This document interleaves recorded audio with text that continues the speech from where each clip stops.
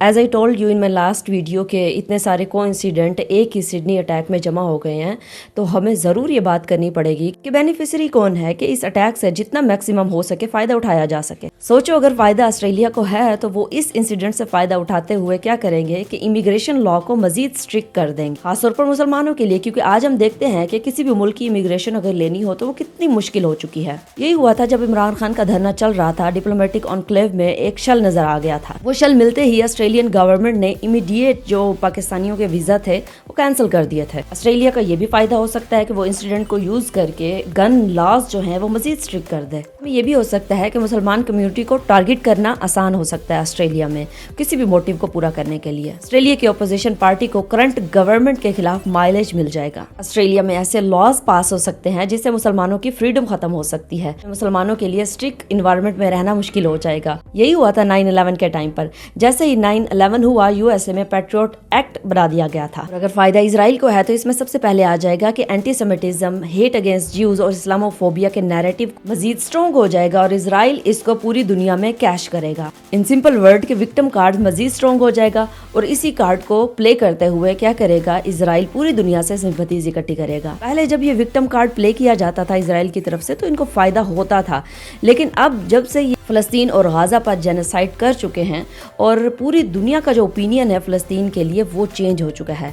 अब लोग मानने को तैयार नहीं है। पहले कोई भी अटैक होता था लोग इजीली मान लेते थे कि ये मुसलमान हैं और मुसलमान टेररिस्ट होते हैं, लेकिन अब वो एरा है जिसमें लोग समझ चुके हैं, जिनमें लोगों को सारा कुछ पता चल चुका है कि विक्टिम कौन है और टेररिस्ट कौन है। इसके बाद जो दूसरा फायदा मिल सकता है वो ये है कि इंडिया और इजराइल का नेक्सस जो है वो मजीद स्ट्रॉन्ग हो जाएगा, क्योंकि उस टाइम पे हमने सब ने देखा कि इजराइलियन नैरेटिव को किस तरह से इंडिया पिक कर रहा था और आगे स्पिन कर रहा था, और साथ में दिल्ली में हाई अलर्ट भी करवाना कि ज्यूज की हिफाजत की जा सके। इजराइल इसमें से ये मोटिव भी निकाल सकता है कि किसी न किसी तरह ईरान का लिंक इसमें से निकाला जाए और ईरान पर हमला करने का मौका मिल जाए।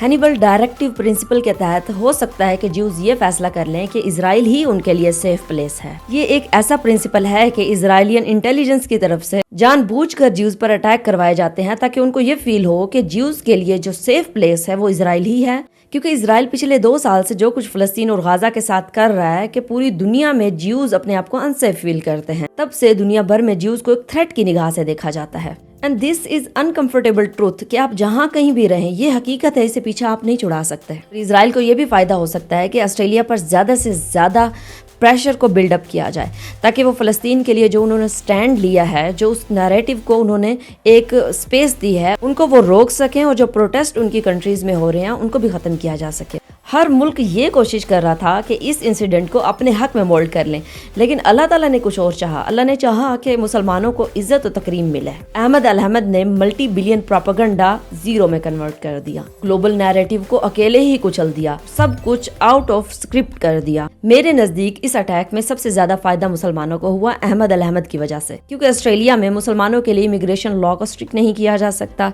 क्योंकि बचाने वाला अहमद अल-अहमद जो है वो मुस्लिम भी था और साथ में इमिग्रेंट भी था। और दूसरा ये कि अहमद अल-अहमद ने इजरायली उबलते हुए नैरेटिव को अकेले ही दबा दिया और उनको ये सोचने पर मजबूर किया जिनकी मशीन सिर्फ और सिर्फ बाइनरी में काम करती है कि मुसलमान टेररिस्ट नहीं होते। इस चीज ने बहुत बड़ा इम्पैक्ट डाला है सारी दुनिया के ऊपर, और ये भी कि पैलेस्टीनियन जो नैरेटिव है बहुत स्ट्रॉन्ग हुआ है दुनिया भर में। मुसलमानों की एक strong position against Israel create हुई है। आखिर में मेरा एक सवाल है आपसे, सोचिएगा जरूर कि मुसलमान को काउंटर ना करता, अहमद उनसे गन ना खींचते, उनको अटैक करने से ना रोकते, तो क्या नैरेटिव तब भी वही होता या फिर सारे मुसलमानों को टेररिस्ट डिक्लेयर कर दिया जाता? ये भी कहा जा रहा था कि अटैकर का ताल्लुक आईडीएफ या आईसिस से है, और हमें ये बहुत अच्छे से पता है कि आईसिस को कैसे बनाया गया, how Taliban was created, how al Qaeda was created. ये सब कभी ना कभी गुड और हॉली टेररिस्ट थे, लेकिन जैसे ही इनसे फायदा उठा लिया जाता है, अपने मकासद और मोटिव को पूरा कर लिया जाता है, तो तब इनको डिस्पैच किया जाता है। डिस्पैच जैसे ही किया जाता है तो ये क्रिमिनल बन जाते हैं, और जब दोबारा बुलाया जाता है तो ये दोबारा आ जाते हैं अपने काम करने के लिए, और ये एक साइकिल चलता रहता है। रही बात आईडीएफ की, आईडीएफ और आईसिस एक कॉइन के 2 रुख हैं। ये मैं नहीं कह रही, बल्कि ये कहना है मिडिल ईस्ट मॉनिटर का, कि देखने में तो ये आईडीएफ और आईसिस एक बहुत बड़ी अपोजिंग फोर्स लगती हैं। मगर इनकी आइडियोलॉजी और वायलेंस अपने मोटिव को पूरा करने के लिए ये बिल्कुल सेम है। और ये भी कहता है कि इजराइल बनने से पहले जितने भी टेररिस्ट ग्रुप्स थे उनको आपस में मर्ज करके IDF बना दिया गया था। छोटी सी मिसाल से समझते हैं। आईसिस जो कि एक जिहादी और एक्सट्रीमिस्ट ऑर्गेनाइजेशन समझी जाती है, इनके ऊपर एलिगेशन थे कि ये एक स्पेसिफिक इस्लामी टेक्स्ट की सर्टन इंटरप्रेट करके एक्सट्रीमिज्म फैलाते हैं। यही सेम चीज IDF भी करता है।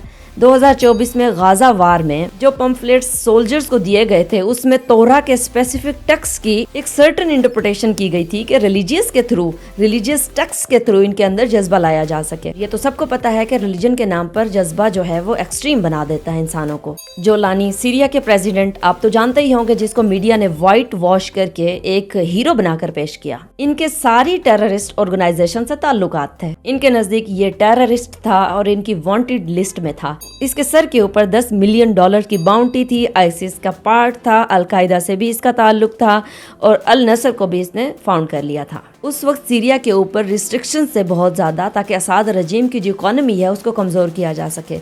जैसे ही वो कमजोर हुई उसके ऊपर अटैक करके कब्जा कर लिया गया। जोलानी सीरिया आया, प्रेसिडेंट बना, बाउंटी भी खत्म हो गई, एलिगेशंस भी खत्म हो गए और जो रिस्ट्रिक्शंस थी सीरिया के ऊपर वो भी सारी खत्म हो गई। इन अदर वर्ड के सीरिया में रजीम चेंज हो गई।